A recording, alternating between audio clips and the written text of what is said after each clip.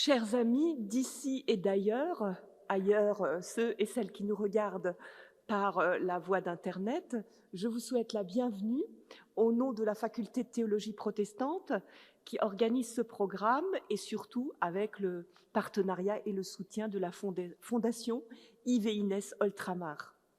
Programme que nous avons déjà entamé depuis un certain temps, donc la plupart d'entre vous connaissent certainement ces cycles différents et les conférences à présent vont porter sur les galaxies et les étoiles et nous nous réjouissons énormément de profiter à nouveau des compétences du professeur Trinh Tuan qui nous fait la joie de revenir pour un cycle de plusieurs conférences. Et donc, pour celles et ceux qui ne l'ont pas encore entendu, peut-être que je donne quelques éléments de connaissances pour la vie le destin et tout le cheminement de cet astrophysicien de renom qui est triculturel puisqu'il est né au Vietnam, il a fait ses études, disons sa scolarité en France et il a également étudié à Lausanne, puis il est parti aux États-Unis et il a fait toute sa carrière comme professeur d'astronomie à l'Université de Virginie. Et celles et ceux qui aiment lire des ouvrages de cosmologie qui sont accessibles pour les non-spécialistes, tout en étant véritablement des lieux de compétence, connaissent les ouvrages qu'il a écrits, généralement en français pour la plupart, avec des titres magnifiques comme La Mélodie secrète ou bien Le Cosmos et le Lotus, que j'ai beaucoup aimé parce qu'il parle aussi de sa vie et de ses convictions. Et puis tout récemment vient de sortir Monde d'ailleurs. C'est pourquoi je vous saluais au début en disant bienvenue à vous d'ici et d'ailleurs. Monde d'ailleurs, c'est beaucoup plus loin que ce que nous appelons ailleurs, c'est-à-dire au fin fond de l'espace et du temps. Quelque chose qui est très très difficile à penser, c'est que remonter avec les observations toujours plus précises, aller de plus en plus loin dans l'espace, c'est remonter dans le temps, en arrière dans le temps, ce qui est extraordinaire. Et donc, le professeur Trinh Tuan est un découvreur de galaxies, puisqu'il a été également le découvreur d'une jeune galaxie, il faut que je vérifie le chiffre tellement c'est incroyable, à 59 millions d'années-lumière de notre Voie lactée. Et donc, il nous en parlera, et également sur la manière dont Hubble a permis d'approfondir cet espace qui nous est encore tellement inconnu, et comment le nouveau télescope James Webb nous aidera également à approcher encore plus près du Big Bang et donc des origines. Et donc, nous allons traverser en quelque sorte les vies des galaxies. Aujourd'hui, la formation et l'évolution des galaxies. La prochaine fois, ça portera sur les étoiles. Et puis, nous assisterons aussi à la fin des vies et morts des étoiles et puis la fin des galaxies ou le développement des galaxies. Je pense que ce sera inclus dans les exposés. Donc, merci beaucoup et bonne écoute et bonne découverte. Merci beaucoup, professeur. Bonsoir, je suis très heureux d'être ici de nouveau, de participer à un nouveau cycle à ciel ouvert sur la science et spiritualité.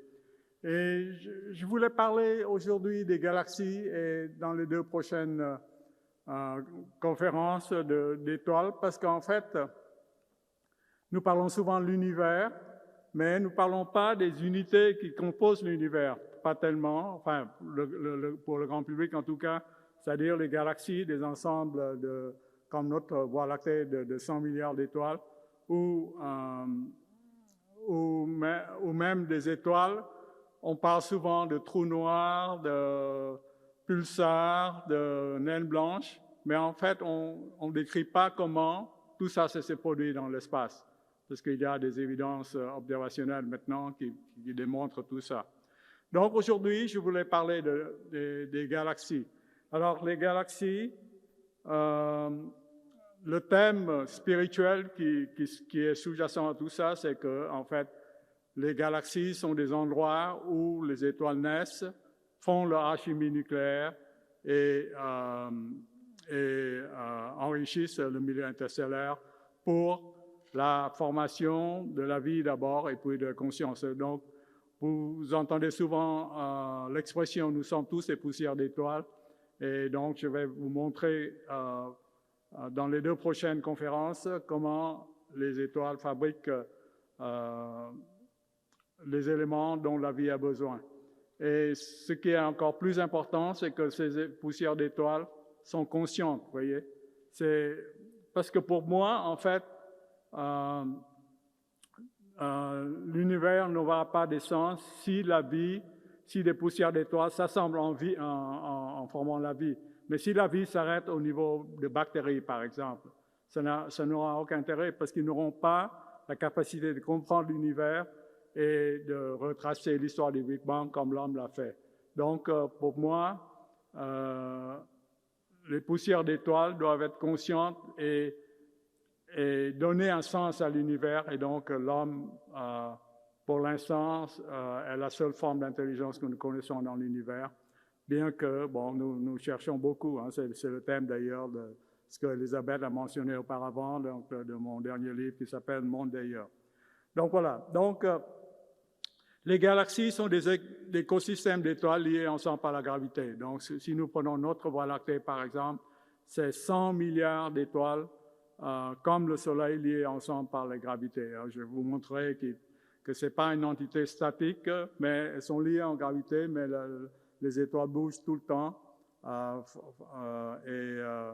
et forment ce qu'on appelle des écosystèmes d'étoiles, c'est-à-dire ces étoiles s'assemblent du gaz interstellaire, du gaz qui est entre les étoiles, s'effondrent sous leur gravité, commencent leur alchimie nucléaire, et puis certaines vont exploser en des supernovas qui vont enrichir le milieu interstellaire de nouveaux éléments lourds, et tout ça, ça va éventuellement mener à donc cette vie que nous connaissons, mais que nous espérons trouver ailleurs aussi. C'est des poussières d'étoiles conscientes. Donc, les galaxies sont des endroits qui échappent à la dilution. Vous savez, l'espace est en expansion. J'espère que vous avez compris ça maintenant, que le Big Bang est en fait le résultat du Big Bang, c'est que toutes les galaxies s'éloignent les unes des autres. L'espace se dilue constamment. Mais les galaxies, à cause de leur gravité, restent des entités entières et c'est ça qui permet aux étoiles de fabriquer leur alchimie nucléaire. Donc, les galaxies permettent aux étoiles d'échapper à la dilution de l'univers et au refroidissement, parce que plus l'univers s'étend en taille, plus il se refroidit et donc le refroidissement n'est pas propice aux réactions nucléaires pour fabriquer des éléments. Donc, les galaxies sont essentielles, sont des lieux essentiels pour fabriquer des étoiles. Voilà, alors un petit rappel de l'histoire du Big Bang que vous avez déjà probablement compris l'année dernière, c'est que ici, vous voyez, attendez, où est-ce que vous voyez la flèche? Oui. Donc voilà, ici, c'est le temps, vous voyez, ça part non pas du temps zéro, mais 10 puissance moins 43 secondes, ce qu'on appelle le mur de Planck, le temps de Planck, 10 puissance moins 43 secondes. C'est le chiffre 1 survient après 43 zéros. C'est un chiffre très, très petit. Alors vous me demandez pourquoi je ne commence pas mon histoire au temps zéro, et la réponse est que la physique perd pied au temps de Planck. Vous voyez, la physique est décrite par 2 théories fondamentales maintenant.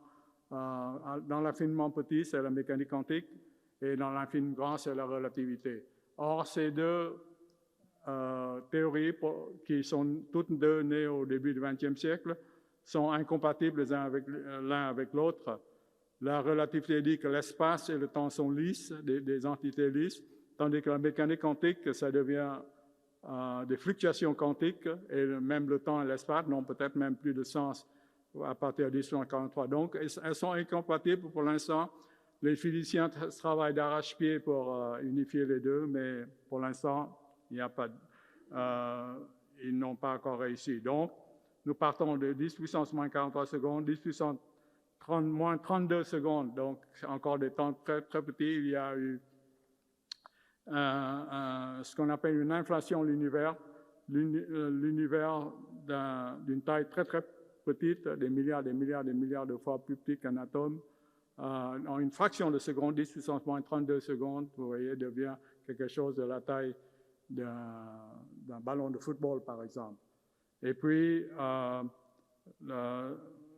il est parti d'un vide, mais le vide quantique n'est pas un vide dénué de tout comme on le pense, mais un vide rempli d'énergie. Et l'énergie, bien sûr, peut générer la matière. Ça, c'est E égale mc2, vous savez, l'énergie et la masse sont équivalentes par l'équation d'Einstein. Et m multiplié, vous mettez la masse de la matière par le carré de la vitesse de la lumière et vous obtenez l'énergie.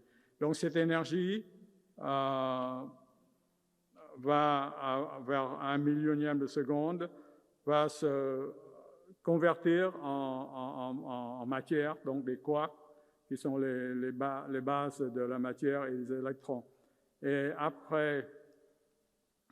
Et puis, ces quarks vont s'assembler 3 par 3 par la force nucléaire forte pour former des neutrons de protons qui sont les briques des noyaux d'atomes.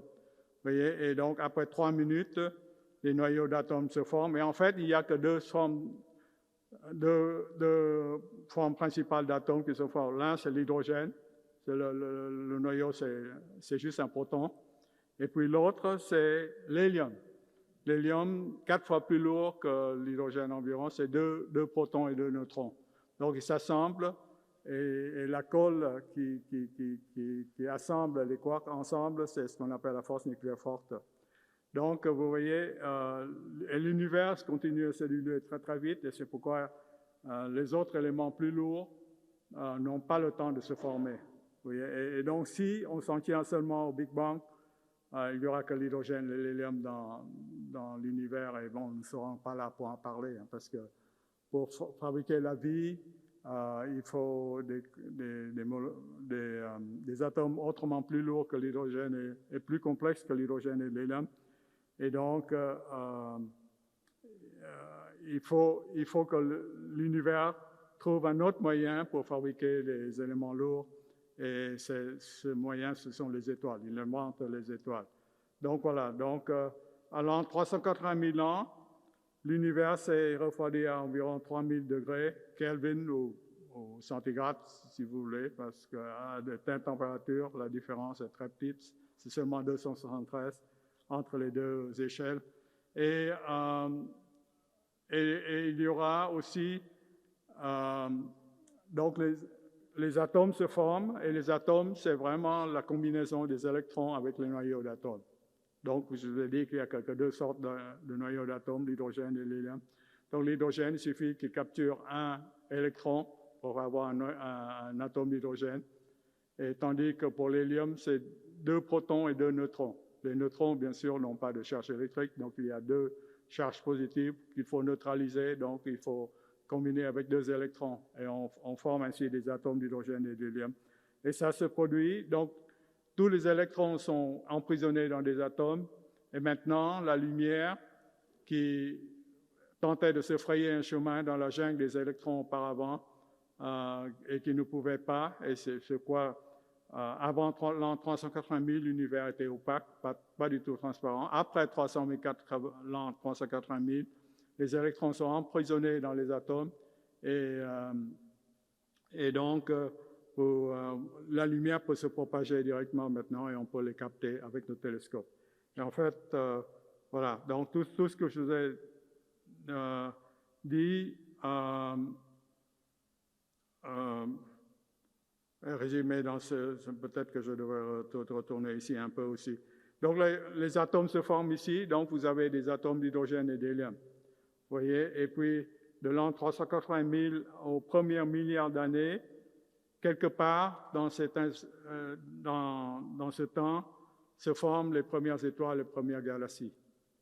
Donc l'an 380 000 est la plus vieille image de l'univers qu'on peut qu'on peut se donner de l'univers. Et ça, c'est ce qu'on appelle le rayonnement fossile qui est découvert par ces deux physiciens, Pelzias et Wilson, travaillaient au laboratoire Bertelephone et ils ne recherchaient pas du tout la chaleur qui reste à la création, mais c'est presque par hasard. Ils voulaient faire un télescope assez sensible pour détecter les signaux de Telstar, l'un des premiers satellites de communication, mais par hasard, ils trouvaient un rayonnement qui restait et dans toutes les directions du ciel, et puis finalement, ils se sont aperçus que c'est vraiment la chaleur qui reste du Big Bang, en fait. Donc, en 1965, ils ont mis le Big Bang sur une base très, très solide, et maintenant, moi, je dirais 99,9% des astrophysiciens pensent que la théorie du Big Bang est une théorie valable qui a beaucoup de de support observationnel. D'abord, l'expansion de l'univers, toutes les galaxies s'éloignent de nous. Deuxièmement, le rayonnement fossile allant 380 000, c'est découvert aussi. Et troisièmement, l'hydrogène et l'hélium. Le Big Bang, la théorie du Big Bang prévoit environ 3/4 de la masse en hydrogène et 1/4 de la masse de l'hélium. Et c'est exactement la proportion qu'on voit dans toutes les galaxies et toutes les étoiles. Donc tout ça, c'est pas de la magie, mais quelque chose qui est vraiment basé sur des observations. Voilà, ça c'est le rayonnement fossile que vous voyez. Vous voyez la température maintenant, à cause de l'expansion de l'univers, c'est beaucoup refroidi. Je vous ai dit qu'à l'an 380 000, c'était de l'ordre de 3000 degrés Kelvin, mais ici, maintenant, si vous allez dans l'espace entre les galaxies, c'est 2,7 Kelvin seulement. Alors, vous voyez que cette carte de température n'est pas uniforme, il y a des irrégularités ici. Très petites, de l'ordre d'un 100 millième de degré Kelvin. Mais ça suffit justement pour former des structures. Et justement, il faut que le rayonnement fossile ne soit pas complètement uniforme, sinon nous ne serons pas ici pour en parler. Donc, je vais vous montrer pourquoi. Donc, voilà. Donc, la formation des galaxies. Les semences de galaxies, j'appelle ces fluctuations de température des semences de galaxies.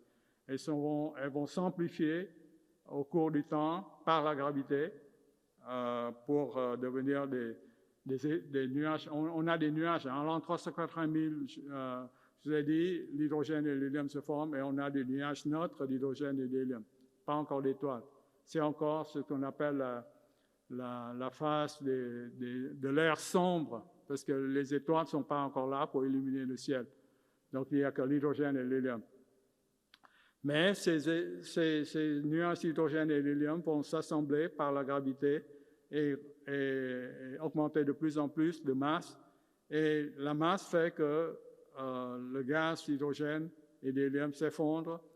Et quand le gaz s'effondre, il se réchauffe. Et quand la température dépasse environ 15 millions de degrés, la température centrale du Soleil, par exemple, c'est l'ordre de 10 millions de degrés, vous voyez, les réactions nucléaires s'enclenchent. Et les réactions nucléaires, c'est ça qui permet de construire la complexité, les éléments plus lourds que l'hydrogène et l'hélium. Donc voilà. Les fluctuations de densité sont amplifiées par la gravité, les nuages protogalactiques, donc avant la formation des étoiles et des galaxies. Proto veut dire avant. Protogalactique d'hydrogène et d'hélium neutre. Et puis donc la formation des galaxies, l'effondrement gravitationnel des nuages protogalactiques qui donc fait se chauffer le gaz et donc déclencher les réactions nucléaires et former des éléments plus lourds. Donc, je pense, et la plupart de mes collègues pensent, que les galaxies se sont formées à partir des galaxies naines. Les galaxies naines sont des galaxies plus petites que la Voie lactée. Je dis la Voie lactée, quoi, c'est de l'ordre de 100 milliards de soleils. Une galaxie naine, c'est peut-être 10 fois moins massive, 10 milliards peut-être, 10 milliards de soleils ou quelques milliards de soleils. Et ce sont ces galaxies que je pense sont les briques des galaxies et qui vont s'assembler sur leur gravité pour former les galaxies plus larges, plus massives, comme la Voie lactée. Donc, ça, on espère beaucoup que James Webb, ici représenté, qui est le successeur de Hubble, vous voyez, Webb, James Webb Space Telescope, JWST, je l'appelle, a un diamètre de 6,5 m comparé à Hubble qui est de 2,4 m. Vous voyez, et vous savez bien, il a été lancé à Noël dernier, le 25 décembre 2021. Il est maintenant dans une orbite qui est à 1,5 million de kilomètres de la Terre, de l'autre côté de la Lune, vous voyez, et dans une orbite qui fait que à mesure que le télescope tourne autour du Soleil, le Soleil, la Terre et le télescope sont toujours alignés. Ça, c'est essayer de protéger le télescope de la chaleur solaire. Donc, il y a un immense pare-brise, en quelque sorte, qui est aussi grand qu'un court de tennis, qui vont bloquer la chaleur solaire pour que le télescope de 6,5 m de diamètre ne s'échauffe pas trop et nous donne des observations. Alors, vous savez bien que le lancement a été réussi. Il est maintenant au point de Lagrange, ce qu'on appelle le point de Lagrange entre le Soleil et la Terre.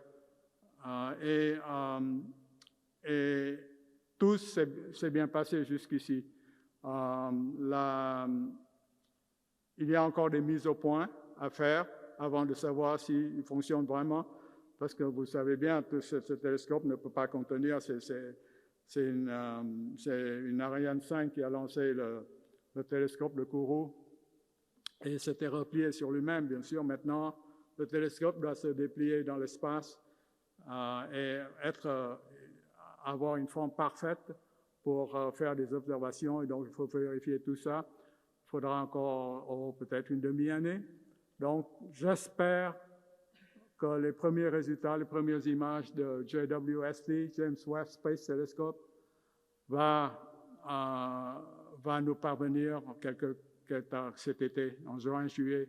Ce sera fabuleux, je pense, parce qu'il va justement explorer cette région de temps entre 380 000 ans, quand les premiers nuages d'hydrogène et d'hélium se forment, et puis le premier milliard d'années, qui, on sait maintenant, on voit déjà des galaxies de l'ordre d'1 milliard d'années.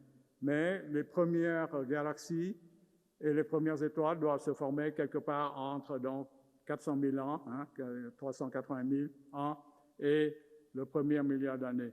Alors, c'est à James Webb de nous préciser ça, d'observer aussi loin que possible, parce que vous savez, en astronomie, regarder faible, c'est regarder loin, et regarder loin, c'est remonter le temps plus loin, n'est-ce pas? Jusqu'à 380 000.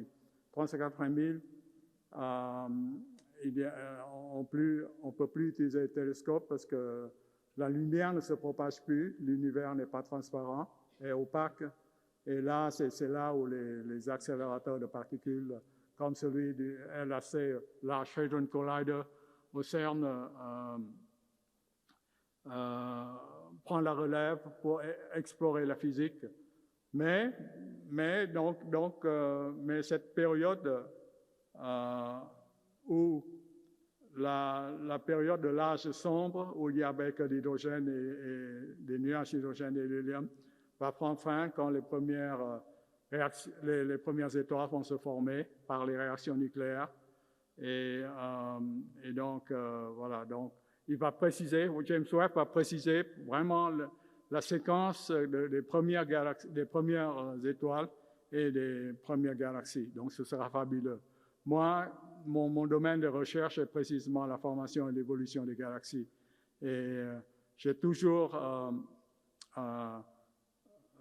observé avec Hubble, entre autres, ces galaxies naines, et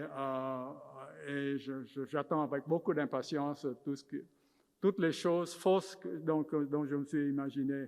Vous voyez, parce que l'univers est toujours beaucoup plus créatif que l'imagination de l'homme. Donc, l'univers nous a toujours surpris par son inventivité, que l'homme même les scénarios les plus fantastiques, vous voyez, l'univers nous bat toujours.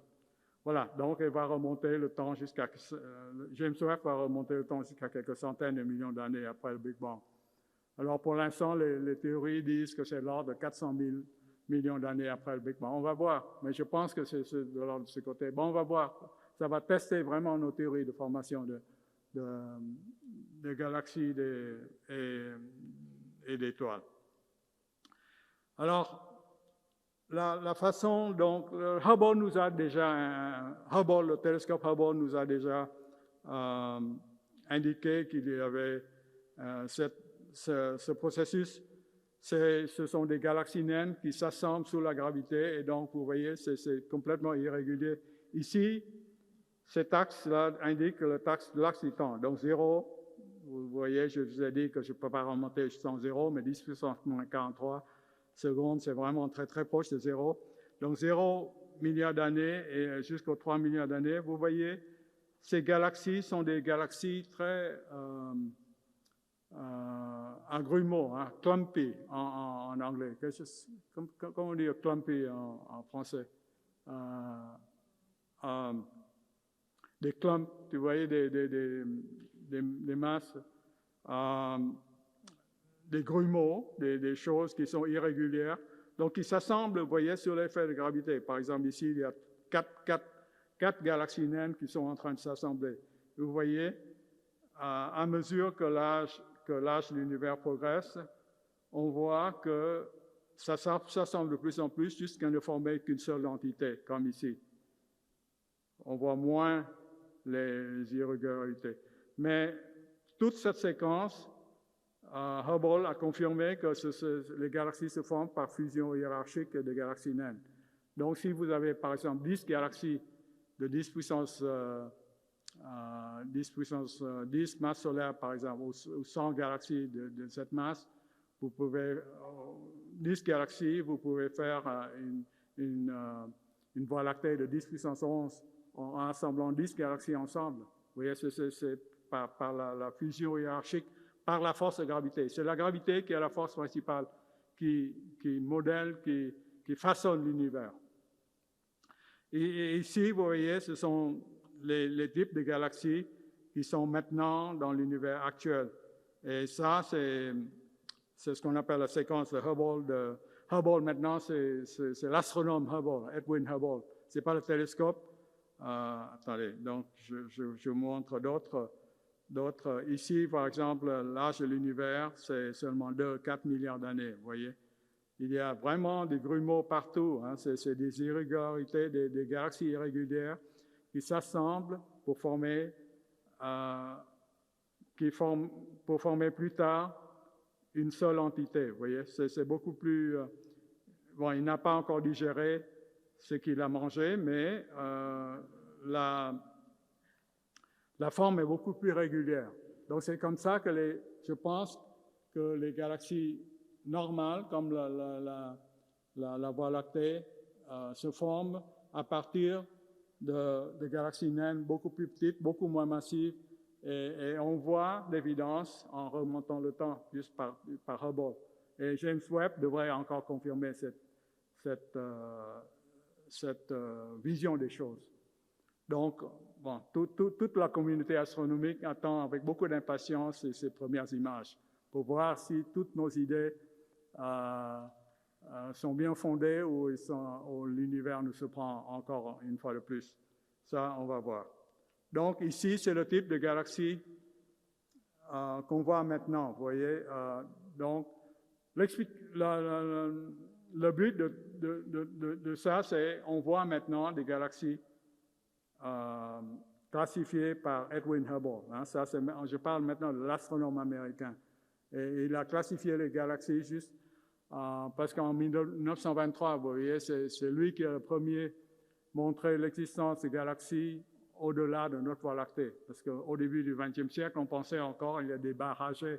Est-ce que l'univers était contenu dans la Voie lactée ou qu'est-ce qu'il y avait d'autres Voies lactées au-delà de notre Voie lactée? Et Hubble montre de façon définitive qu'il y a d'autres galaxies au-delà de la Voie lactée, donc d'autres galaxies. Et donc maintenant, on sait que l'univers observable contient environ 100 milliards de galaxies, chacune contenant 100 milliards de soleils. Donc voilà, donc ça c'est en comptant les galaxies photographiées par le plus grand télescope.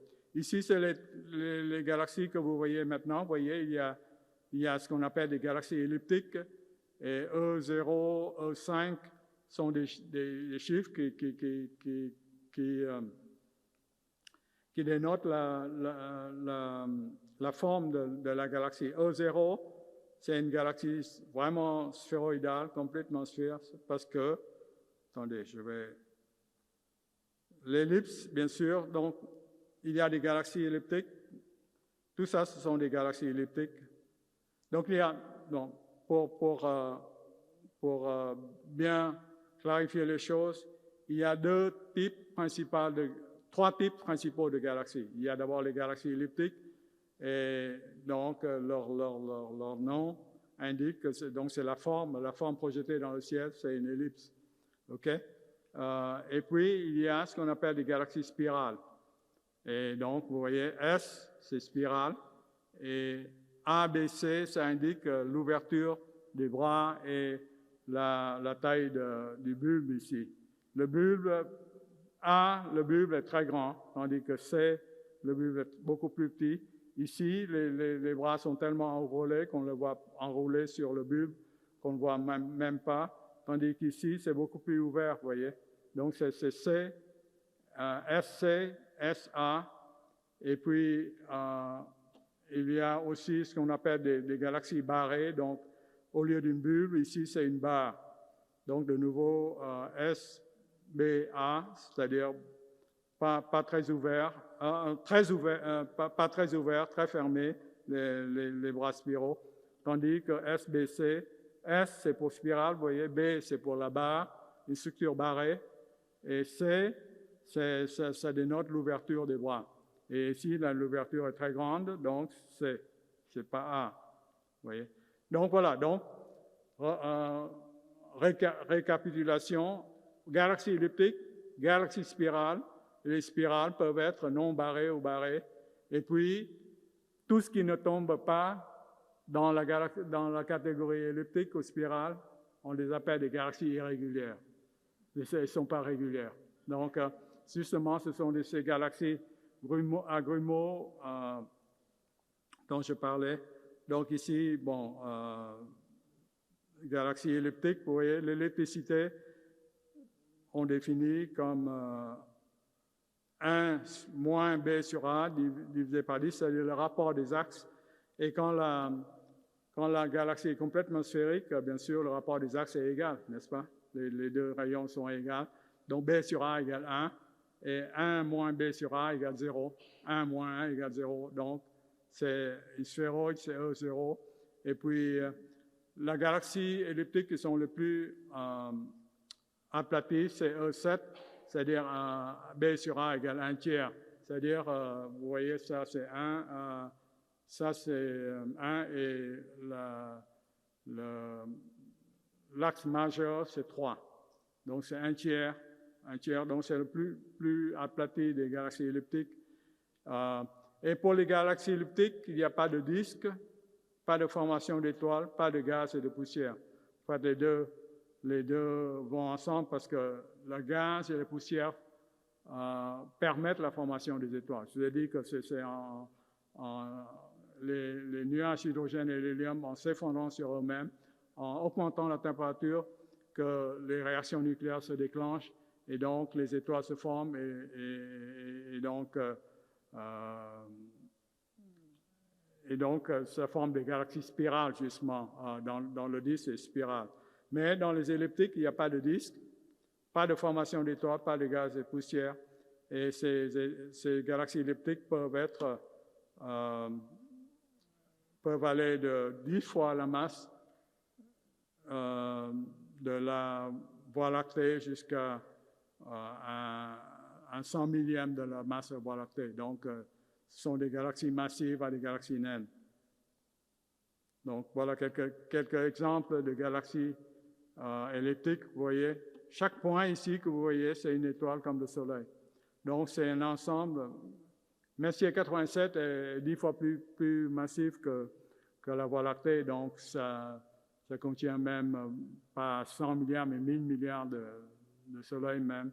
Il y a un trou noir supermassif à son centre sur lequel je reviendrai. Donc, c'est une galaxie elliptique qui est presque ronde, comme vous le voyez. Hein, donc, c'est un E2. C'est proche de 0. 0, c'est une sphère parfaite. Mais donc, ça, c'est l'elliptique 2. Ici, c'est une galaxie naine, vous voyez, on ne voit presque pas, en fait. Mais si vous regardez bien, il y a une concentration d'étoiles ici. Et ça, c'est une galaxie naine. Et ces galaxies naines, c'est en s'assemblant par la gravité qui vont faire les grandes galaxies. Donc, c'est la galaxie elliptique. Et les galaxies spirales, il y a un halo, des bulbes de forme sphéroïdale, pas de gaz et de poussière. Donc, il y a un halo, d'abord, qui ressemble à la population stellaire des galaxies elliptiques. Donc, pas de gaz, pas d'étoiles jeunes, pas de poussière. Mais il y a aussi un disque aplati qui contient beaucoup de gaz et de poussière. Et le gaz forme de nouvelles étoiles qui s'alignent sur des bras spiraux. Et il y a beaucoup d'étoiles jeunes.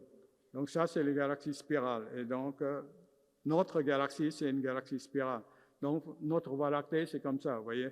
Il y a un bulbe et il y a des bras spiraux qui sont formés par des étoiles jeunes. Et le Soleil, vous savez bien, ce n'est pas au centre de la Voie lactée qu'il est, mais un peu vers le bord, la moitié vers le bord du disque galactique. Donc, c'est à 26 années-lumière, quelque part par là, vous voyez. Notre Soleil est ici. Ce n'est pas au centre. Et il y a ce halo qui contient des amas globulaires. Ce sont des ensembles sphériques d'étoiles de haut de 100 000, 100 000 à 1 million d'étoiles vieilles. Parce que toutes les choses qui sont dans le halo sont vieilles. Et puis, on a aussi un halo qui est 10 fois plus massif, on sait, mais dont on ne sait pas aucunement la nature. On sait qu'elle est là parce qu'elle exerce la gravité qui font tourner les étoiles, mais on ne la voit pas. Donc, on ne connaît aucunement la nature. Ce qu'on appelle la masse noire des galaxies. C'est le fameux problème de la masse noire de l'univers. On ne sait pas de quoi elle est formée. On sait qu'elle doit être massive, cette particule, parce qu'elle exerce la gravité. Mais moi, j'avais beaucoup espéré pour le LHC d'avoir trouvé ça, vous voyez, à CERN, ici à Genève, de trouver des choses massives, des particules très massives qui sont produites au début du Big Bang quand l'énergie était très grande. Et l'énergie du LHC, bien sûr, est très grande. Ça peut reproduire des énergies de l'ordre d'un milliardième de secondes après le Big Bang. Mais jusqu'ici, rien. Les physiciens des particules n'ont rien découvert. Donc, le problème de la masse noire est un problème qui reste en astrophysique. Et je ne sais pas si JWST, pour l'instant, va pouvoir résoudre ce problème, résoudre le problème de la masse noire, parce qu'il y a deux choses. Il y a la masse noire, mais aussi l'énergie noire, et les deux constituent 95% du contenu de l'univers. Donc, on sait, malgré toute notre connaissance, on connaît 5% de l'univers. 95% de l'univers nous échappe complètement encore. Donc, je ne suis pas prêt de me retrouver au chômage. Donc, voilà. Donc ça c'est les galaxies spirales. Et puis les galaxies elliptiques, ah non. Ici, c'est le disque que je vous ai montré, hein, le disque qui est très très fin, c'est 1000 années-lumière seulement d'épaisseur, tandis que la taille, c'est l'ordre de 100 000 années-lumière. Vous voyez, donc le rayon, c'est 50 000 années-lumière. Et notre Soleil, c'est 26 000, ça a changé un petit peu, 26 000 années-lumière. Donc notre Soleil est ici. Il fait le tour, comme ça, autour du bulbe, comme ça, à 26 000 années-lumière. Il se déplace à 220 km par seconde. Donc, vous voyez, chaque tic qui passe, nous avons voyagé dans l'espace intérieur de 220 km. Et donc, puisqu'on connaît sa distance, on peut calculer le cercle qu'il décrit. Et en divisant par la vitesse, on a le temps pour faire un tour de la galaxie, ça fait 230 millions d'années. Donc, il a fait... Le Soleil est né il y a 4,5 milliards d'années, donc il a fait 19 orbites. Nous avons fait 19 fois, enfin, c'est-à-dire nous sommes venus bien tard, beaucoup plus tard, mais la Voie lactée a fait 19 fois le tour de la galaxie. Et ça, c'est les divers mouvements. Donc, vous voyez, je vous ai dit que le Soleil fait un tour comme ça. Alors, ce n'est pas tout à fait... il ne reste pas tout à fait dans le plan. Il fait un peu au-dessus du plan galactique, un peu au-dessous. C'est comme un manège. Hein. Vous savez, les chevaux montent et descendent pendant que le manège tourne. Donc, le Soleil fait un peu comme ça. Mais l'amplitude du dessus, au-dessus ou au-dessous du plan galactique, c'est 10 km par rapport à 220 km. Hein, c'est pas beaucoup. Donc, c'est surtout un mouvement circulaire parce que nous tournons autour du Soleil. Le Soleil tourne autour de la Voie lactée, mais donc nous suivons le Soleil, bien sûr. Donc, voilà. Donc, ça, c'est des galaxies spirales. Et il y a d'autres galaxies spirales. Ça ressemble beaucoup au type de la Voie lactée. Vous voyez, il y a une spirale. Et BC, c'est l'ouverture des bras, comme je vous ai dit. Et donc, si nous voyons notre galaxie de face, comme ici, c'est ce que nous verrons. Et le Soleil sera quelque part par là, faisant un tour tous les 250 millions d'années. D'autres galaxies spirales. Vous voyez, donc, c'est vraiment un problème d'expliquer toutes ces formes. Et ça, c'est une galaxie barrée maintenant. Vous voyez, comme une barre de savon maintenant, avec des bras spiraux. Et les bras spiraux sont tracés par des étoiles jaunes qui se forment à cause de l'effondrement des nuages d'hydrogène et d'hélium dont je vous ai parlé tout à l'heure. Combien c'est de 15 minutes? Oui. Donc, et ça, c'est vu par la tranche. Donc, les galaxies spirales sont composées toujours de disques et d'un halo. Ici, alors, comme je l'ai dit, c'est fait de particules probablement très massives, mais on ne sait aucunement la nature. Donc, celui qui découvrira sa nature aura certainement son billet offert pour aller à Stockholm. Donc galaxie lenticulaire, oui. Donc, ça, c'est un peu la... Attendez, est-ce que je vais... C'est la catégorie intermédiaire entre les elliptiques. Il y a un halo elliptique aussi, mais aussi un disque qui ressemble beaucoup à aux galaxies spirales. Et donc,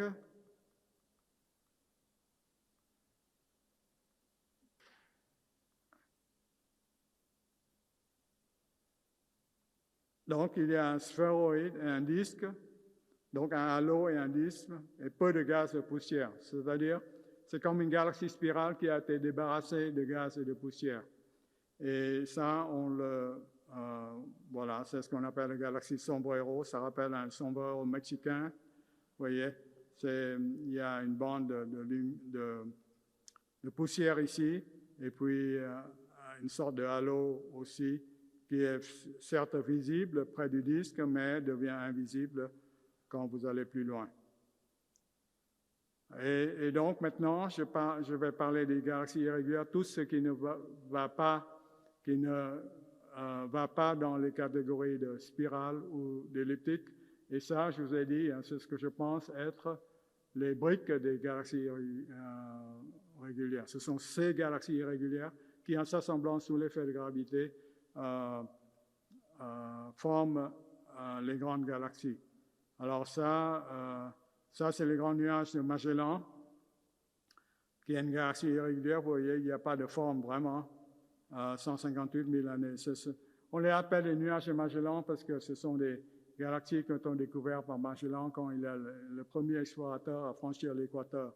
Et si vous allez dans l'hémisphère sud, vous verrez à l'œil nu le nuage de Magellan, deux nuages de Magellan qui sont superbes à l'œil nu.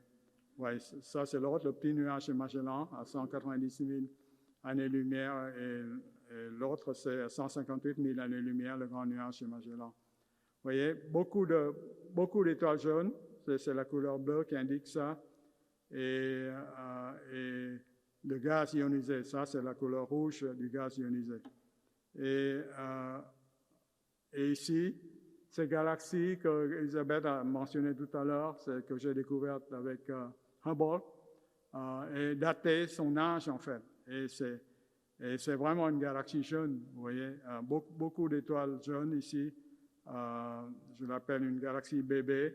Peut-être la plupart des galaxies, la plupart des étoiles dans cette galaxie sont formées il y a seulement 1 milliard d'années. Vous voyez, la plupart des galaxies sont formées juste après le Big Bang, n'est-ce pas? Je vous ai dit entre 380 000 et le premier milliard d'années. Et l'âge de l'univers étant de 13,8 milliards d'années, 14 milliards d'années, ça veut dire que ces étoiles sont formées il y a 13 milliards d'années, 13,8 moins 1 milliard. Donc, beaucoup plus tôt. Tandis qu'ici, ce sont vraiment des galaxies en train de se former maintenant. Et donc je l'appelle une galaxie bébé. On voit des galaxies se former. Et je pense que ce sont ces galaxies qui sont des représentatifs dans l'univers local, qui ont beaucoup d'étoiles jeunes et donc qui ont du gaz ionisé aussi par la lumière ultraviolette énergétique de ces galaxies. Et j'espère beaucoup voir ce genre d'objets justement dans les images que JWST va nous envoyer dans quelques mois, dans une demi-année ou quelque chose. Parce que si nos idées sont correctes, ça devrait correspondre à ça. Mais bon, il faut attendre toujours le verdict. En science, on a des théories, mais c'est le verdict des observations qui compte. Donc, si ça correspond à la théorie, il faut la jeter à la poubelle et recommencer de zéro. Mais c'est comme ça que la science marche. Donc ici, je vous ai dit qu'il y a l'inné et l'acquis dans les galaxies. L'inné et l'acquis dans les galaxies. Les galaxies sont façonnées par l'inné, donc propriété intrinsèque à la naissance de l'acquis. C'est comme nous. Vous voyez, l'homme est façonné par la génétique, ça c'est l'inné. Vous ne choisissez pas vos parents, vous héritez de leurs gènes. Mais au cours de votre vie, il y a toujours l'interaction avec votre entourage, vos conjoints, vos amis, vos maîtres, qui influencent votre vie et votre comportement. Et donc, pour les galaxies, c'est la même chose. C'est toujours une combinaison d'inné et d'acquis. Alors, l'inné, dans les galaxies, c'est les propriétés des nuages protogalactiques, c'est-à-dire, je vous ai dit que ces nuages vont s'effondrer sous leur cavité pour former des galaxies, et donc, leurs propriétés vont dépendre des propriétés des nuages protogalactiques. Par exemple, la densité du gaz. Si la densité est très grande, la conversion du gaz en étoile se fera beaucoup plus vite. Si le nuage a un spin qui est très fort, ça va provoquer, à cause de la force centrifuge, ça va disposer toutes les étoiles dans un disque, donc il y aura un disque, un spin élevé, et ce sera la spirale. Vous voyez? Donc, il y a les propriétés innées, mais donc voilà, ici j'illustre un peu les rôles de densité. Ici, par exemple, un nuage protogalactique beaucoup plus dense que celui-ci. Celui-ci est beaucoup plus grand. Disons que tous les deux sont la même masse, mais celui-ci occupe un plus grand volume que celui-là. Donc celui-là est beaucoup plus dense, n'est-ce pas? La densité est plus grande. Donc, elle va s'effondrer et convertir tout son gaz en étoile. C'est ce que vous voyez ici. Vous voyez une galaxie elliptique. Tandis que pour quelque chose qui est beaucoup moins dense, vous voyez, il y aura du gaz qui reste, qui n'est pas converti en étoile, et ce gaz qui reste va se disposer en disque, la structure du disque que je vous ai montré tout à l'heure. Donc, vous voyez, la densité du nuage protogalactique, bien sûr, joue un rôle, et aussi le spin, n'est-ce pas? S'il n'y a pas de spin, toute la force de gravité sont radiales, donc elle va s'effondrer pour former quelque chose comme une elliptique. Tandis que s'il y a un spin, il y a la force centrifuge qui, de nouveau, va former un disque. Donc, le spin ou la densité du nuage protogalactique joue un très grand rôle dans la nature même des galaxies qu'on voit dans l'univers. Donc, donc ça, c'est les propriétés génétiques, c'est l'inné, n'est-ce pas? C'est comme vous héritez des propriétés de vos parents, les galaxies héritent des propriétés des nuages protogalactiques, mais aussi il y a l'acquis, c'est-à-dire les effets environnementaux. Alors, bon, vous pensez que l'espace est très grand, que les galaxies ne sont pas n'entrent pas en collision, grave erreur, parce qu'en fait, il y a beaucoup moins d'espace entre les galaxies que, par exemple, l'espace entre les étoiles dans un amas globulaire. Il y a des collisions qui se font, et voyons, et en collisionnant, en fusionnant les galaxies, les galaxies peuvent changer de type morphologique. C'est-à-dire, si vous faites entrer en collision une spirale avec une spirale, le choc de la collision transforme tout le gaz qui reste dans les spirales en étoile, donc ça devient une elliptique en fait. Et ça va arriver, par exemple, vous savez, la galaxie la plus proche de la Voie lactée, c'est Andromède, qui est à quelques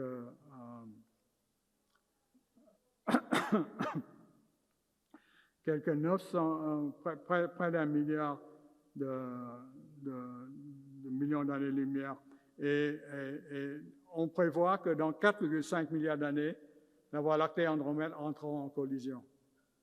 Donc c'est juste avant, en fait, la mort du Soleil, parce que vous savez, la mort du Soleil, enfin, le Soleil a vécu 4,5 milliards d'années, et dans environ 5 milliards d'années, il va épuiser son carburant d'hydrogène, et donc il va s'éteindre aussi. Donc, avant cette catastrophe annoncée, il y a la collision de la Voie lactée avec Andromède, et donc ça déclenche des sursauts de formation d'étoiles, des vents galactiques, c'est-à-dire des supernovas qui va des supernovas, des explosions d'étoiles massives, qui va expulser le gaz en dehors du disque, mais la gravité les retient, alors ils retombent dans le disque, formant des sortes de fontaines galactiques. Donc, vous voyez, ici, il y a des elliptiques qui entrent en collision aussi, et ça produit un elliptique beaucoup plus massif. Et puis, le balayage du gaz spirale devient des S0, c'est lenticulaire dont je parlais tout à l'heure. C'est-à-dire, si une spirale rentre dans un milieu où il y a beaucoup de gaz chauds, des gaz chauds qui émettent du rayon X, il va être, le gaz dans la galaxie va être balayé par ce mouvement et la spirale devient une lenticulaire, S0. Voilà, donc j'espère que je vous ai... Et pour vous dire que je n'ai pas menti, là, vous voyez ici les conséquences de 2 galaxies spirales qui se rendent en collision. Voilà, une galaxie, et puis l'autre, c'est galaxie ici. Vous voyez, en rentrant en collision, les étoiles sont éjectées, formant des queues énormes et déclenchant des formations d'étoiles ici. Vous voyez, toutes ces images bleues sont des étoiles jeunes déclenchées par la collision de 2 galaxies. Donc, vous voyez, donc ça, c'est des simulations par ordinateur, et vous voyez que ça reproduit presque bien les images qu'on voit dans le ciel. Vous voyez, il y a 2 galaxies spirales qui rentrent en collision.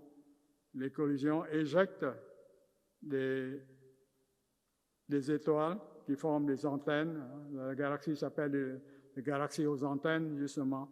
Et puis, tous se stabilisent après pour former une galaxie elliptique. Donc, 2 spirales qui rentrent en collision peuvent devenir une galaxie. C'est un changement radical de nature, comme un changement de sexe des galaxies, en fait. Voilà. Oui, donc voilà des galaxies en fusion. Donc on voit beaucoup de ces phénomènes dans le ciel, hein, des galaxies qui rentrent en collision et qui modifient la nature. Ça, c'est AP 220, la fusion de 2 galaxies. Vous voyez les 2 noyaux des galaxies ici. Et ça, c'est quand les galaxies rentrent en collision, ça produit des éléments, des étoiles massives qui explosent dans des supernovas et qui projettent du gaz chaud à l'extérieur. Et on voit des gaz chauds ici dans l'image en rayon X de la galaxie naine NGC 15069. Donc, vous voyez, donc, des brins galactiques, tout ça, des fontaines galactiques, tout ça, on le voit quand on étudie les galaxies. Ici aussi, on voit, vous voyez, des structures qui sont en dehors de la galaxie. Ça veut dire qu'il y a eu que cette galaxie a mangé un autre. Et les structures sont des étoiles éjectées par des collisions passées. Donc, ici, vous voyez, par exemple, cette galaxie a mangé plusieurs galaxies, ce qu'on appelle du cannibalisme galactique. Donc, la galaxie mange des galaxies plus petites, moins massives pour augmenter en masse. Et on voit qu'elle n'a pas tout à fait digéré tous ces repas. Donc, on voit ces galaxies au centre aussi de ces galaxies. Donc, vous voyez, tout ça, je voulais vous montrer que les galaxies évoluent. Et c'est toujours un mélange d'inné et d'acquis, n'est-ce pas? Et je pense que les données que vous allez entendre de James Webb dans une demi-année va soit infirmer, soit confirmer tout ça. Je pense plutôt que ça va confirmer, parce que tout ça, c'est quand même des télescopes Hubble. Mais et il y a des galaxies, il y a aussi des galaxies noyaux actifs maintenant qui contiennent des trous noirs supermassifs. Et ça on appelle ça des quasars. Et donc, ces trous noirs supermassifs, donc voilà, ces trous noirs ont des disques d'accrétion autour de ces trous noirs supermassifs. Par supermassif, je dis de masse de l'ordre de 1 milliard de masse solaire. Hein. C'est quand même très, très, très massif dans les quasars. Et donc, de temps en temps, il y a des jets qui sortent du disque d'accrétion de ce trou noir. Vous voyez des jets d'accrétion et on le voit. Ici, par exemple, dans M87, vous voyez qu'il y a une galaxie elliptique. Il y a le trou noir est ici et ça éjecte donc des phénomènes très, très violents qui se passent aussi au cœur des galaxies. Ça, c'est un trou noir qui a été observé par un télescope radio autour du trou noir de M87. Vous voyez. Sa masse est 6,5 milliards de masse solaire. Notre Voie lactée a aussi un trou noir, mais beaucoup moins massif. C'est l'ordre de 4 millions d'années-lumière seulement. Vous voyez. On sait qu'il y a... Ça, c'est le trou noir, on pense, qui est au centre de notre Voie lactée. Et on l'a détecté à cause des mouvements très rapides d'étoiles au centre galactique. Et quand une étoile se déplace très vite, ça veut dire que la masse qui l'attire est très grande. Donc on peut déduire qu'il y a un trou noir là de 4 millions de masse solaire. Ce qui est peu par rapport au supermassif, d'un trou noir supermassif dans les quasars que je vous ai dit tout à l'heure. Mais quand même, ça veut dire qu'il y a un trou noir dans presque toutes les galaxies qu'on a étudiées. Et ça, je vous ai dit déjà que la matière lumineuse, c'est 0,5%. La matière noire ordinaire, c'est-à-dire protons et neutrons, c'est 4,5%. Donc, on connaît environ 5% de l'univers. Mais 95% de l'univers composé de matière noire exotique, c'est-à-dire matière noire pas composée de protons et de neutrons, et l'énergie noire qui est responsable de l'accélération de l'univers, qu'on n'a aucunement, 95% de l'univers. Donc ça, c'est un grand problème qui reste pour les générations futures. Donc je vois beaucoup de jeunes dans la salle. C'est à vous de résoudre tous ces problèmes maintenant. Donc voilà, donc les simulations numériques de l'univers semblent confirmer cette simulation numérique, c'est-à-dire avec des grands ordinateurs. Alors, donc, vous voyez, on pense qu'il y a, tout ça, ce sont de la matière noire qu'on ne voit pas. Et de temps en temps, quand la densité est très dense, on voit la lumière qui s'allume, la matière qui s'allume. Et ça, ce sont des galaxies ou des amas de galaxies, des choses comme ça. Donc, en fait, nous vivons dans un univers, vous voyez, où de temps en temps seulement, nous voyons des galaxies, mais la plupart, c'est noir, c'est l'énergie noire, c'est la masse noire, 95%, on ne sait pas. Vous voyez, il y a un immense enchevêtrement de filaments de matière noire. De temps en temps, les régions les plus denses s'allument à cause des étoiles, mais vous voyez, c'est très rare parmi la vaste masse noire qui englobe l'univers.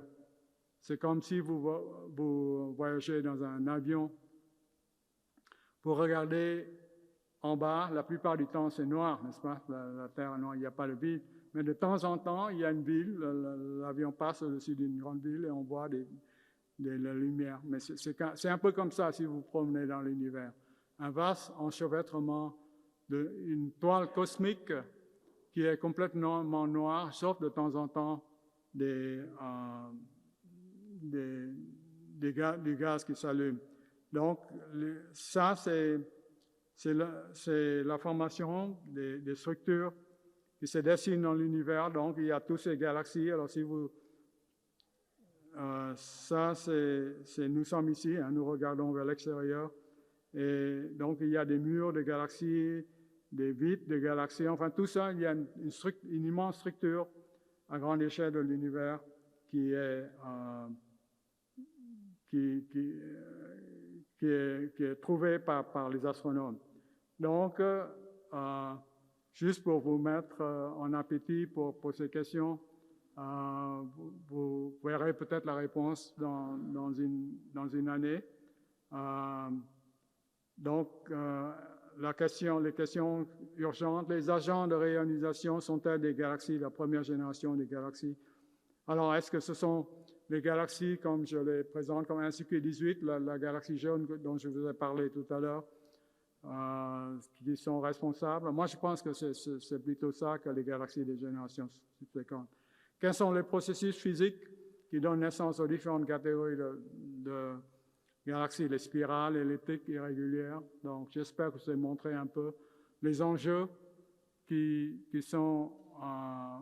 vont être attaqués par Webb. Comment le gaz et la galaxie s'est enrichi en milieu lourd par les générations successives d'étoiles massives? Quel est le rôle des sursauts de formation d'étoiles et des trous noirs supermassifs dans la formation des galaxies? Enfin, il y a des tas de questions, mais au moins, je vous ai montré un peu la saveur de ce que va arriver bientôt. Et je suis sûr que comme Hubble, Webb révolutionnera de fond en comble notre vision du monde. Merci.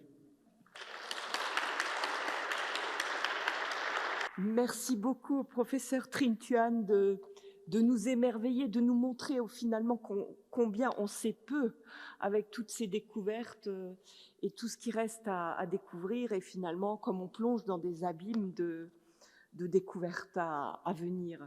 Donc profitez de la présence de cet éminent spécialiste qui est du sujet précisément de la naissance et de la formation et du développement des galaxies pour poser vos questions. Alors, on va procéder comme d'habitude, nous commençons dans la salle, et s'il y a des questions en ligne, on les posera après. Donc, qui voudrait commencer? Je vais faire le tour avec le micro. Donc, si vous voulez directement.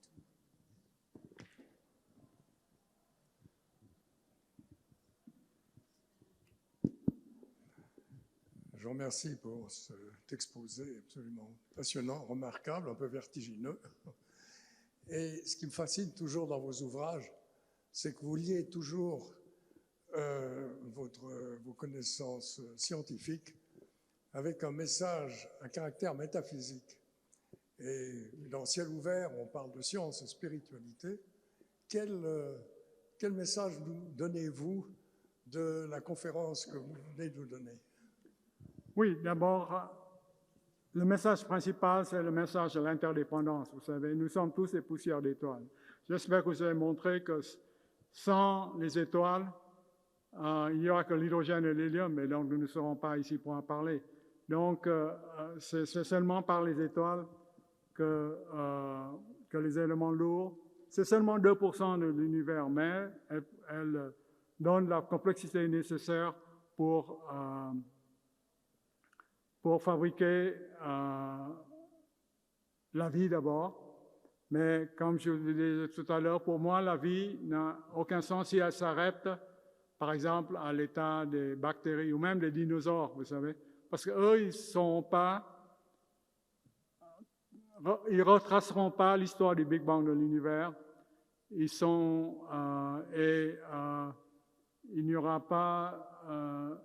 ne pourront pas donner un sens à l'univers. Parce que l'homme, je pense, par son existence, en le comprenant, en racontant cette histoire dont je vous ai parlé, donne un sens à l'univers. Je pense qu'il y a...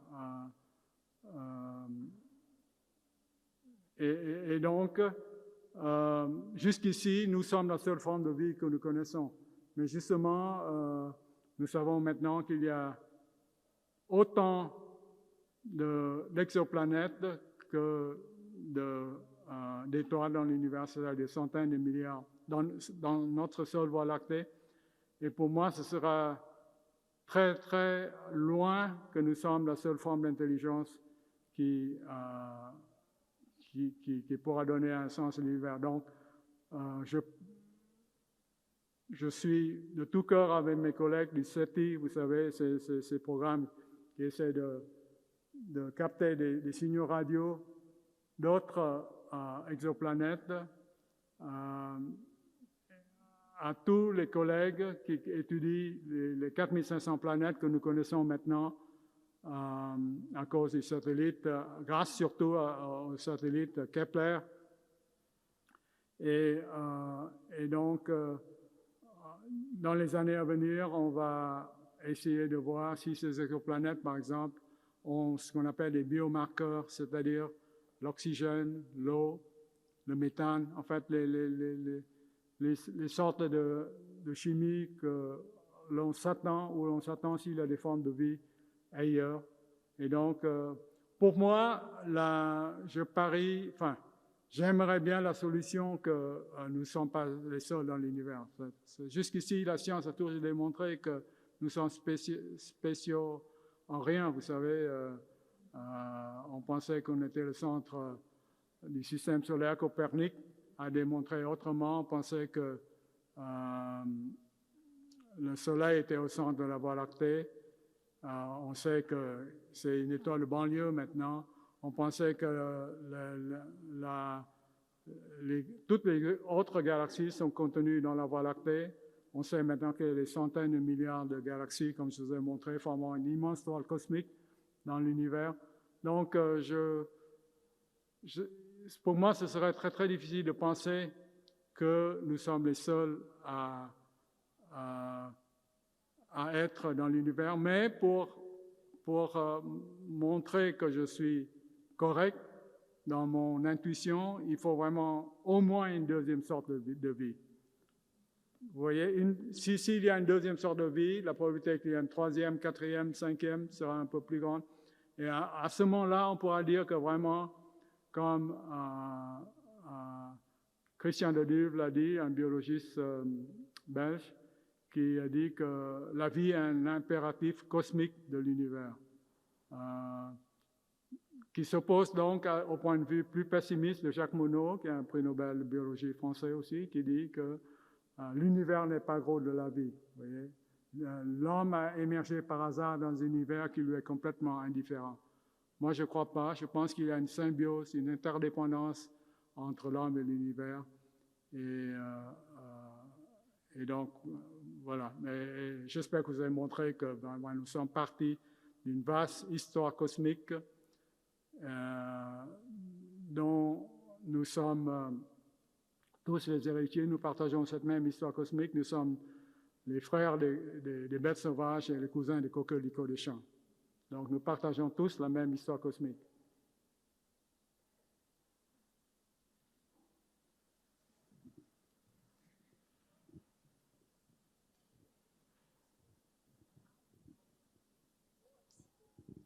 Bonsoir. Bonsoir. Alors déjà, merci pour la présentation. J'avais juste une question. Je voulais revenir sur la différence entre un trou noir et un quasar. Et puis deuxième petite chose, c'est que, on a entendu dire qu'il y a des trous noirs au centre de chaque galaxie. Et Oui. qu'en est-il des quasars? Est-ce qu'il y en a aussi au milieu dans chaque galaxie, ou pourquoi? Quelle est la réelle différence entre les deux déjà? Oui, l'évidence semble montrer qu'il y a un trou noir dans chaque galaxie, et on pense que ce trou noir, sa masse, vous voyez, sert de centre de gravité pour attirer justement les nuages d'hydrogène et de gaz vers le trou noir, et donc déclencher la formation d'étoiles et former des galaxies. Donc c'est pourquoi chaque galaxie a un trou noir autour en son centre. Alors, certaines galaxies ont un trou noir plus massif que d'autres, comme les quasars, qui sont très énergétiques en luminosité, tout ça, qui peuvent être atteints des milliards d'années, des milliards de masses solaires, tandis que notre Voie lactée, c'est quelques millions de masses solaires. Est-ce que ça répond à votre question? Oui. Bonsoir. Bonsoir. Vous avez marqué sur un des écrans qu'il y a une différence entre la matière noire exotique et la matière noire ordinaire. Oui. Est-ce que vous pourriez en dire un mot? Oui, la matière noire ordinaire, c'est les protons et le neutron, vous voyez. C'est-à-dire, s'il y a des neutrons et des protons, c'est la même matière dont nous sommes composés, notre corps, cette table, tout ça. Tandis que la matière noire exotique, c'est quelque chose qui n'est ni proton ni neutron. Alors, comment on sait distinguer entre les deux?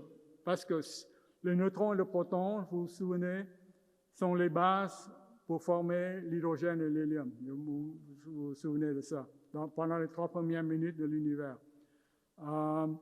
Et on s'aperçoit que pour expliquer l'abondance d'hydrogène et d'hélium, il faut tout au plus 4,5% de la masse. Parce que si la masse était plus grande en matière ordinaire,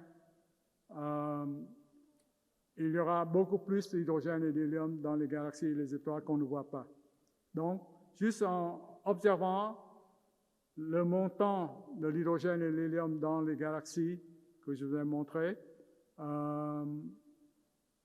on peut déduire qu'il y a au plus 4,5% de matière ordinaire, mais pas les 27% de la matière noire exotique qui est requise pour expliquer le mouvement des étoiles dans les galaxies et le mouvement des galaxies dans les amas de galaxies. Parce que je vais expliquer, vous savez, notre Soleil, je vous ai dit, voyage à 220 km par seconde dans l'espace interstellaire, dans le disque de notre Voie lactée. Alors, on s'attendait qu'à mesure qu'on s'éloigne de notre Soleil, vous voyez, les mouvements seront moins forts parce qu'il y aura plus de masse à l'extérieur et donc ces étoiles, si elles se déplacent trop vite, vont se perdre dans l'espace et les galaxies se disloqueront. Or, ils ne se disloquent pas. Donc, même si vous allez loin du Soleil, vous voyez, où le disque visible n'est plus visible, toutes les étoiles se meuvent toujours à 220 km par seconde. Donc, ça veut dire qu'il y a de la masse invisible qui exerce la gravité, qui retiennent les étoiles dans leurs orbites. Donc, c'est comme ça qu'on sait leur présence, qu'il y a de la masse noire, mais elle ne peut pas être ordinaire, c'est-à-dire composée de protons et de neutrons, parce que sinon, on ne pourra pas expliquer les abondances d'hydrogène et d'hélium dans les galaxies et les étoiles.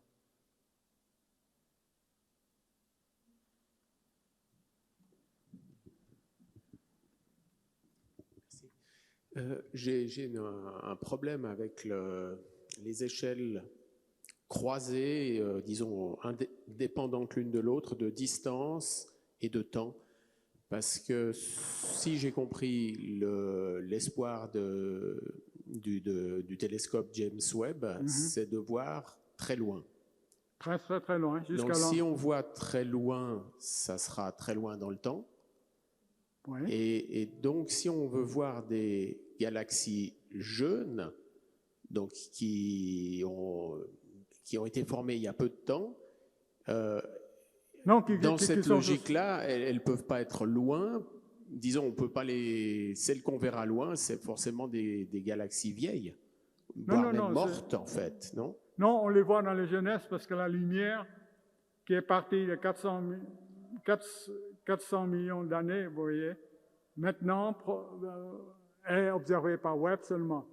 Donc, ce sont des galaxies très, très lointaines. James Webb fonctionne dans l'infrarouge. Et l'infrarouge, parce que plus une galaxie est lointaine, plus sa lumière est décalée vers le rouge. Ça, c'est ce qu'on appelle la loi de Hubble. Et c'est comme ça qu'elle peut détecter des galaxies qui sont très, très lointaines. Mais 400 millions d'années, c'est récent par rapport à l'âge 400 millions d'années après le Big Bang, c'est-à-dire beaucoup plus. Après 400 le Big Bang. millions après le Big Bang, c'est-à-dire entre la période de 380 000 et le premier milliard d'années. D'accord, je pensais à partir de maintenant. Non, non, pas à partir de voilà. maintenant. Moi, ce qui vous a confus, c'est que l'étude que je fais, moi, de 1/18, c'est vraiment une galaxie proche de nous. Mais il y a très peu maintenant qui se forment, en train de se former. 13,8 milliards d'années après la lumière. C'est pourquoi j'ai dû travailler dur pour trouver cette galaxie. Mais James Webb aura la tâche beaucoup plus facile, puis il suffit de regarder des objets très, très, très faibles et il pourra regarder des galaxies aussi jeunes que quelques centaines de millions d'années. Vous voyez. Donc vous avez trouvé une galaxie jeune, proche. Proche, oui, dans l'univers local. Elle a dit 49 millions d'années-lumière. C'est très local, ça. Parce que l'autre, c'est milliards d'années. Oui, c'est ça, oui. Oui, c'est ça, oui. Ouais. D'accord, merci. Voilà. Merci pour votre exposé. Est-ce qu'on peut se demander si l'intelligence humaine ou l'intelligence artificielle qui est créée par l'intelligence humaine, enfin, disons l'intelligence terrestre, est suffisante pour appréhender d'autres formes de vie qui pourraient être dans l'univers? Je pense que non, bien sûr, la question est non. Je pense que, comme j'ai remarqué tout à l'heure, l'univers est toujours beaucoup plus intelligent que notre intelligence même. C'est ça. Donc, on est toujours surpris par les choses. Mais on travaille avec les hypothèses que nous avons, vous voyez. Donc, nous essayons de trouver d'autres formes de vie humaine. Ce sera un bouleversement énorme dans notre vision du monde, dans notre philosophie du monde, si nous retrouvons une autre forme de vie d'abord, mais autrement plus compliqué encore, une autre forme d'intelligence. C'est encore... donc tout ça, mais il faut chercher. Je ne pense pas qu'il faut abandonner justement en disant que nous sommes trop stupides pour ne pas essayer de chercher quand même. Parce que si on ne cherche pas, le plus sûr moyen de ne rien trouver, c'est de ne pas chercher. Bien sûr, mais il y a peut-être aussi d'autres lunettes à mettre pour chercher. Oui. Enfin, chercher les critères de la vie sont... des signaux des radios, par exemple, ou c'est ce qu'une bande d'astronomes a fait dans le programme SETI, vous savez, Search for Extraterrestrial Intelligent Life. Mais jusqu'ici, IT est silencieux. Aucun signal pour l'instant. Oui. Ouais, merci.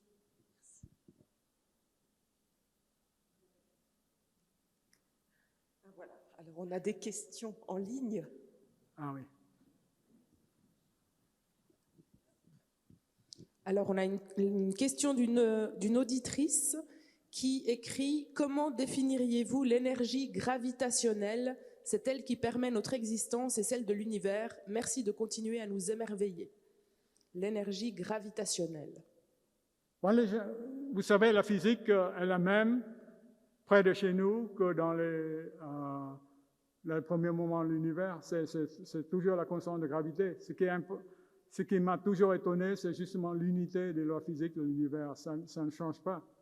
Que nous soyons ici, proches de chez nous, à des galaxies de 13,8 qui se sont formées il y a 13,8 milliards d'années, ou des galaxies qui sont très très jeunes, qui sont aux confins de l'univers. Les propriétés de la lumière sont les mêmes, les propriétés des autres constantes physiques sont les mêmes.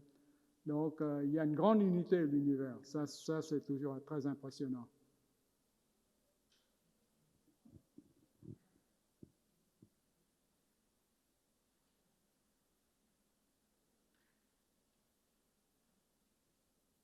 S'il n'y a pas de questions, je profite pour en poser une.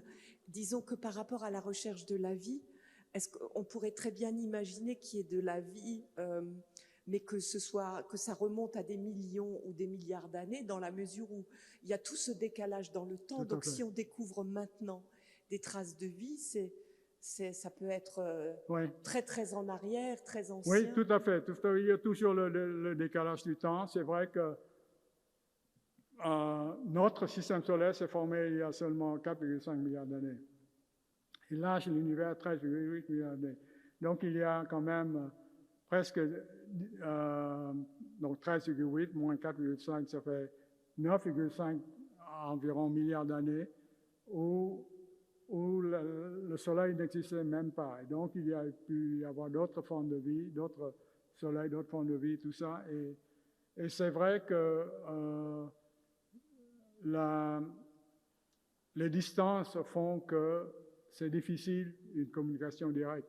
Donc, la seule chose qu'on peut espérer, c'est que, vous voyez, ils ne nous visent pas particulièrement, mais ils envoient comme des messages Internet, enfin, Internet sur l'échelle de la galaxie, par exemple, vous voyez, et que nous, par accident, nous captons un message comme ça, mais c'est vrai qu'on ne peut pas communiquer directement. Ça a été toujours un problème. La plus proche étoile, c'est 4,3 milliards d'années, approximativement 100 ans. Donc même si vous envoyez un signal radio, il ne parviendra que 4,3 millions, 4,3 années après. Et même s'il retourne tout de suite, le signal, ça fait quoi? 8,6 années. Ça c'est encore à l'échelle d'une vie humaine. Mais supposons que, vous savez, la taille d'une galaxie, c'est 100 000 années-lumière.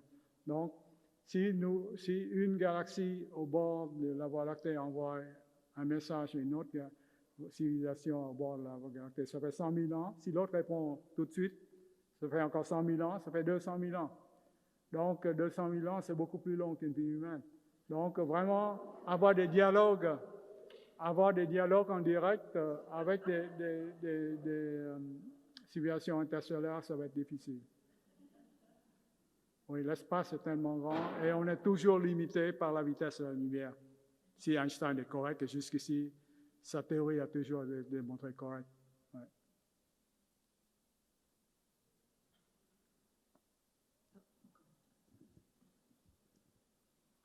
En fait, je croyais que dans les trous noirs, il n'y avait pas de matière, mais du coup, comment c'est possible qu'il y ait de la gravité qui attire les étoiles dedans? Vous pouvez formuler un peu plus haut? J'ai à peine à vous comprendre. Dans les trous noirs, je croyais que c'était pas composé de matière. C'est plutôt des? C'est pas composé de matière, non? Les trous noirs. Qu'est-ce qu'il y a dans les trous noirs? Oui, le trou noir englobe de la matière. Le trou noir, je vais vous montrer dans les prochaines conférences, ça résulte de l'effondrement gravitationnel d'une étoile massive de l'ordre plus de 10 masses solaires à 100 masses solaires, des choses comme ça. Et donc, c'est l'effondrement d'une étoile où la gravité devient tellement grande que même la lumière ne peut plus s'échapper. Ce sont des prisons de lumière, en quelque sorte. Mais elle englobe, elle mange de la matière. Si vous jetez toute votre poubelle dans le trou noir, rien ne ressortira. Enfin, ça, il y a peut-être un rayonnement qui ressortira, mais ça, c'est ce qu'on appelle le rayonnement Hawking. Mais bon, ça, c'est plus spécialisé. Mais en général, oui, elle mange de la matière. Et si un trou noir, par exemple, de 2 masses solaires s'agglomèrent avec un trou noir de 3 masses solaires, la masse totale du trou noir résultant, ce sera 2 plus 3, 5 masses solaires. Vous additionnez les masses. Ok, merci. Ah oui, la physique, c'est... On aimerait être intelligent à vous écouter, on aimerait être intelligent parce que ce sont des choses qui sont tellement extraordinaires. Il faut vraiment déjà arriver à le penser, tout ça, c'est fantastique. Oui, bon, même les astrophysiciens, quand ils ont découvert toutes ces propriétés de trous noirs, de pulsars, de galaxies, cannibalisme galactique, tout ça, collision de galaxies, ils ont été surpris. Ça a été toujours... Non, mais c'est ça qui fait l'excitation et la grandeur de l'astrophysique, je pense. Parce que c'est vraiment... C'est la question de nos origines, en quelque sorte. Oui, vos questions sont fantastiques parce que, au fond, oui, ça nous touche dans nos conceptions même de la pensée, du sens, voilà. C'est voilà, en cela, notre programme Sciences et Spiritualité trouve sa raison d'être. C'est-à-dire que ce sont 2 domaines vraiment différents qui ont leur propre logique, mais les questions qui les relient sont... Oui, c'est la question du sens, de notre existence dans l'univers. Hein, c'est ce que Yves a mentionné tout à l'heure aussi. Tout à fait. Merci. Alors, ce soir, c'est une petite fin par rapport à la suite qui va se poursuivre sur précisément naissance et vie des étoiles. Donc, la prochaine conférence, le 10 mai, sera sur naissance et vie des étoiles, le 31 mai sur la mort des étoiles. C'est ça. Voilà. Et donc, on vous convie à cette suite du cycle à ciel ouvert et nous vous remercions, mais vraiment avec enthousiasme, et on se réjouit beaucoup de vous recevoir la prochaine fois. Merci beaucoup. Merci de m'avoir.